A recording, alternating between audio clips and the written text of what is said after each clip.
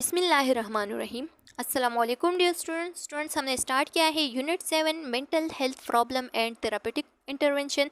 Mental health problem and therapeutic intervention का objective number first हमने clear किया था, जो कि था एंजाइटी और उसके टाइप्स। आज हम ऑब्जेक्टिव नंबर 2 को पढ़ेंगे, जो कि है Altered mood state. Altered mood state में दो और ऑब्जेक्टिव्स हैं, एक है बाइपोलर डिसऑर्डर और एक है डिप्रेशन, मेजर डिप्रेशन। ठीक है, तो आज हम जिस डिजीज़ को डिस्कस करने वाले हैं, जिस ऑब्जेक्टिव को क्लियर करने वाले हैं, उसको कहते हैं bipolar affective disorder. Bipolar affective disorder को बाइपोलर डिसऑर्डर क्यों कहते हैं, इसको अफेक्टिव डिसऑर्डर क्यों कहते हैं, या इसको मूड डिसऑर्डर क्यों कहते हैं, तो ये सब ऑब्जेक्टिव्स हम इसी वीडियो लेक्चर में डिस्कस करने वाले हैं। तो हमारे साथ वीडियो को एंड तक देखिए। अगर वीडियो पसंद आ जाए तो वीडियो को लाइक करें, कमेंट करें और अपने दोस्तों के साथ शेयर करें। तो आइए स्टार्ट लेते हैं। लिखा गया है bipolar affective disorder. Bipolar affective disorder, जो बाइपोलर है वो तो सेल्फ एक्सप्लेनेटरी नेम है।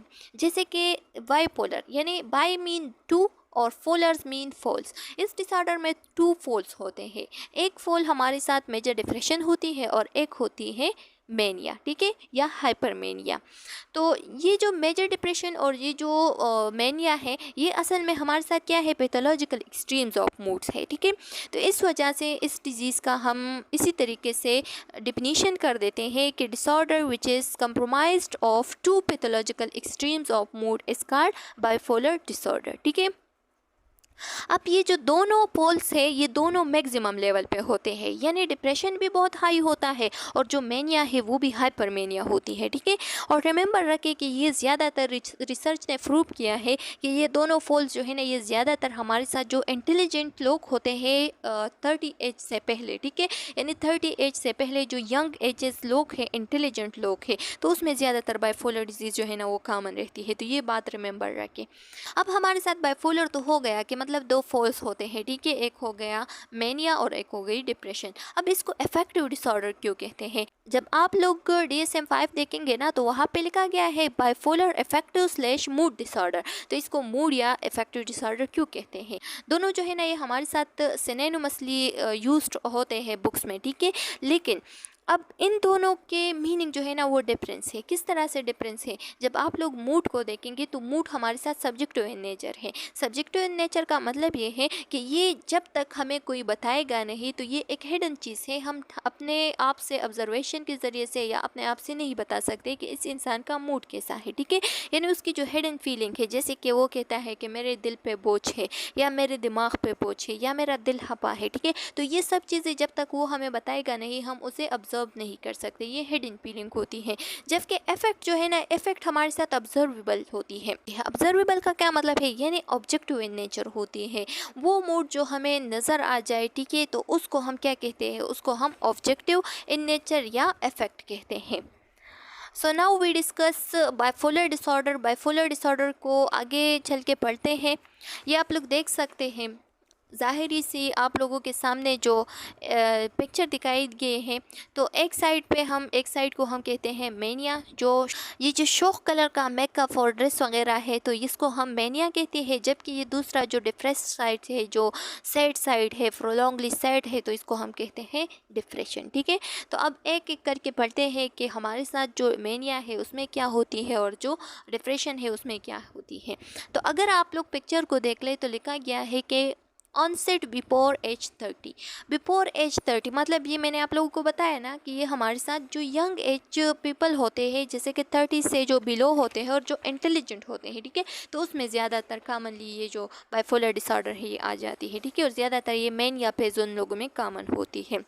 नेक्स्ट लिखा गया है मूड अब किस तरह से होते हैं, जो मेनिया वाली मूड है। ठीक है, तो मेनिया के मूड में बाइपोलर का पेशेंट जो है ना वो एलिवेटेड रहता है। एलिवेटेड मतलब कि वो एनर्जेटिक रहता है। ठीक है, वो हर किसी से बात करने का, गपशप लगाने का, वो बहुत एलिवेटेड मूड में होता है, बहुत गपशप के मूड में होता है, एनर्जेटिक होता है, हर काम जल्दी से कर देता है। ठीक है, एक्सपेंसिव मतलब कि वो ज़्यादा से ज़्यादा लोगों से मिलना जुलना, गपशप लगाना वगैरह कर देता है। ठीक है, उसका मिलना जुलना बहुत ज़्यादा हो जाती है।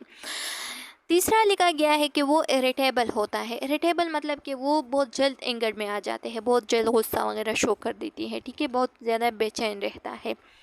नेक्स्ट अगर स्पीच की तरफ हम देख लें तो स्पीच में क्या होती है, स्पीच में लिखा गया है कि लाउड स्पीच होती है या रैपिड स्पीच होती है।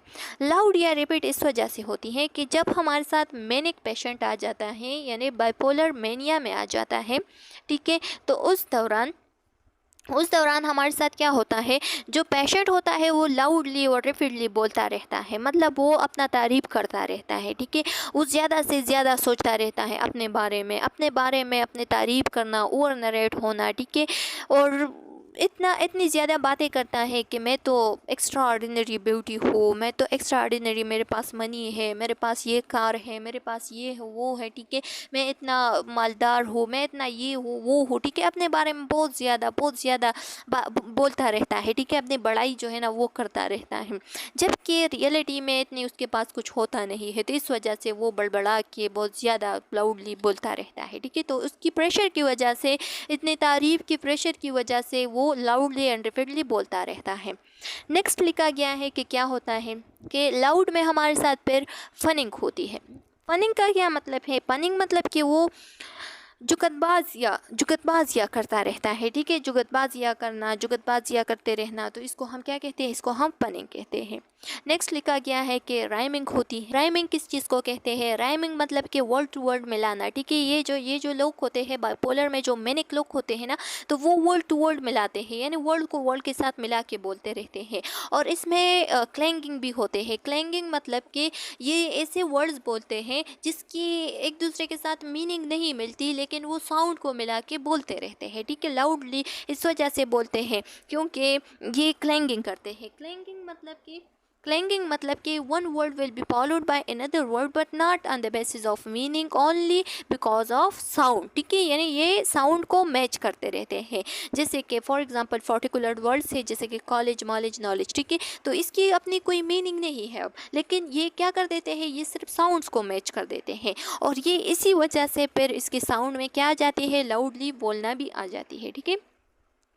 तो इसकी प्रेशर की वजह से या इसकी जो क्लैंगिंग है या इसकी जो क्या है राइमिंग है, तो इसकी वजह से जो सामने वाला बंदा होता है उसको भी सही से समझ नहीं आ रहा है कि ये बोलता क्या है, ठीक है, ये बोलना क्या चाहता है, इसका मकसद क्या है, ठीक है, तो इतनी ज़्यादा ये बातें करता है, लाउडली एंड रिपीटली बोलता रहता है।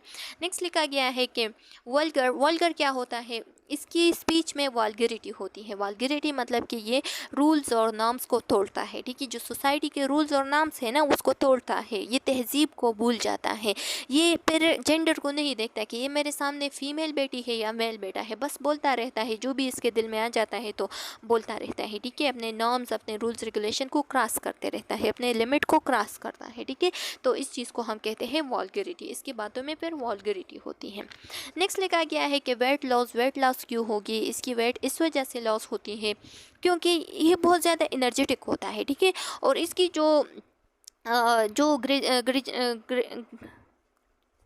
इसकी जो ग्रेडियासिटी है ना, ये इसकी जो ग्रेडियासिटी है ना, तो ये अपनी तारीफ़ करना है, एक बंदे से जाके दूसरे बंदे को बताना, ठीक है, और दूसरे बंदे से जाके तीसरे बंदे को बताना, बस ये चलता रहता है, एक से जाके दूसरे को, दूसरे से जाके तीसरे को, ठीक है, इसी तरीके से ये सारा दिन फिरता रहता है और एक दूसरे को अपनी तारीफ़ जो है ना वो बोलता रहता है कि मैं इतना एक्स्ट्रा ऑर्डिनरी हूँ, मेरे पास ये है वो है, ठीक है, ये सब बातें जो है ना ये करता रहता है, तो इसी चीज़ की वजह से, और ज़्यादातर एपेटाइट वगैरह नहीं लगता, तो इसी चीज़ की वजह से इसकी वेट जो है ना वो डिक्रीज होती है। नेक्स्ट लिखा गया है कि ग्रैंडियोस एंड डिल्यूजन। अब ग्रैंडियोस एंड डिल्यूजन क्यों लिखा है, तो जैसे कि मैंने आप लोगों को बताया कि मेनिया जो है ना वो हमारे साथ क्या होती है, एक या एक से ज़्यादा साइकोटिक फीचर अगर हो एक पेशेंट में तो उसको हम क्या कहते हैं, मेनिया कहते हैं, और वो ऐसे साइकोटिक फीचर हो जो कि रियलिटी को टच नहीं करते, ठीक है, जैसे कि ग्रैंडियोसिस हो गया, जैसे कि फॉर एग्जांपल पेशेंट जो है ना वो क्या करता है, ग्रैंडियोस का मतलब ये है कि पेशेंट ऐसी बातें करता है जो रियलिटी के साथ मैच नहीं करता हो, जैसे कि वो कहता है कि मैं पैगंबर हूँ, ठीक है, या वो कहता है कि मैं एक फरिश्ता हूँ, जैसे कि या वो कहता है कि मैं तो ऐसा इंसान हूँ कि मेरे पास सुपर पावर है, ठीक है, या मेरे पास नेचुरल पावर है, या मैं एक्स्ट्रा ऑर्डिनरी ब्यूटी हूँ, ठीक है, या मैं एक्स्ट्रा ऑर्डिनरी अमीर हूँ, ठीक है, तो ये सब बातें करते रहना जबकि वो रियलिटी में होते नहीं है, रियलिटी में प्रेजेंट ना हो, तो इन सब चीज़ों को हम क्या कहते हैं, ग्रैंडियोसिस एंड डिल्यूजन, ठीक है, जो रियलिटी के साथ मैच ना करे। फिर हमारे साथ आता है हाइपर एक्टिव। ये बंदा जो है ना ये मोटर हाइपर एक्टिव होता है, ठीक है, बस एक से जाके दूसरे तक पहुंच जाता है, बहुत जल्दी जल्दी भागता रहता है, बातें करता रहता है, तो ये हाइपर एक्टिव होता है, ठीक है, मोटरी हाइपर एक्टिव होता है। लेस नीड फॉर स्लीप, इसको स्लीप की इतनी ज़्यादा ज़रूरत नहीं होती। क्या मतलब है, मतलब जब नॉर्मल इंसान जो होते हैं तो वो उसके लिए 7 आवर स्लीप जो है ना वो बहुत बहुत इंपॉर्टेंट है, ठीक है। 24 आवर में 7 आवर स्लीप करना बहुत इंपॉर्टेंट है ज़िंदगी जीने के लिए, लाइफ गुजारने के लिए, एक फ्रेश लाइफ जीने के लिए, ठीक है। जबकि जो हमारे साथ मैनिक पेशेंट होती हैं बाइपोलर डिसऑर्डर के साथ, ठीक है, तो वो अगर 1 आवर या 2 आवर 24 आवर में स्लीप कर दे तो वो उसके लिए काफ़ी होता है। जब वो उठ जाता है तो फिर वो बाकी जितने भी 22 घंटे हैं या 23 घंटे हैं तो उसके लिए वो बहुत फ्रेश होता है, ठीक है, उसको फिर नींद करने की ज़रूरत नहीं होती, वो बहुत फ्रेश होता है, हाइपर एक्टिव होता है, एनर्जेटिक होता है, ठीक है। नेक्स्ट हमारे साथ लिखा गया है कि inappropriate flight of ideas. Inappropriate या फ्लाइट्स ऑफ आइडियाज़ का मतलब ये है कि ये फ्यूचर के लिए, प्रेजेंट के लिए, लाइफ के लिए फ्लाइट ऑफ आइडियाज़ देखते हैं, ठीक है, और फ्लाइट ऑफ आइडियाज़ इसके जहन में आ जाते हैं। Begin suddenly begin suddenly begin suddenly escalate over several days, ठीक है। और ये जितनी भी हमने मैंने कि जितनी भी हमने साइन एंड सिम्टम बताए ना ऊपर, जो हमारे साथ मूड, स्पीच एंड वेट वगैरह के लिहाज से थे, ठीक है, तो ये सारे जो है ना ये सारे सडनली आ जाते हैं पेशेंट में, ठीक है, ये सारे सिम्टम सडनली अफेयर हो जाते हैं और फिर कुछ दिनों के लिए होते हैं, फिर उसके बाद डिप्रेशन में बंदा चला जाता है। अब जब मेनिया का पेज गुजर गया, ठीक है, तो उसके बाद आता है डिप्रेशन का पेज। अब डिप्रेशन के पेज में क्या होता है, तो अगर आप लोग राइट साइड पे देख ले तो लिखा गया है कि डिप्रेसिव पेज में पेशेंट का अगर आप लोग ये मूड देख ले तो ये पेशेंट को आप देख सकते हैं ये कितना मतलब किस मूड का है, ठीक है, बहुत ज़्यादा डिप्रेसिव है, सैड सा है, ठीक है। जबकि इस मूड को अगर आप लोग देख ले तो खुश और शोख कलर के ड्रेस वगैरह पहने हुए हैं और बहुत खुश सा दिखाई देता है, ठीक है। तो ये हमारे साथ यहाँ पे मुरझाया हुआ पेशेंट होता है, यहाँ पे हाइपर एक्टिव होता है। अब डिप्रेसिव पेशेंट में क्या होती है कि प्रीवियस मैनिक एपिसोड गुजर गया, उसके बाद अब क्या आ गया, डिप्रेसिव पेज आ गया, तो इसमें मूड क्या होती है, इसमें मूड जो है ना वो डिस्पोरिक होती है।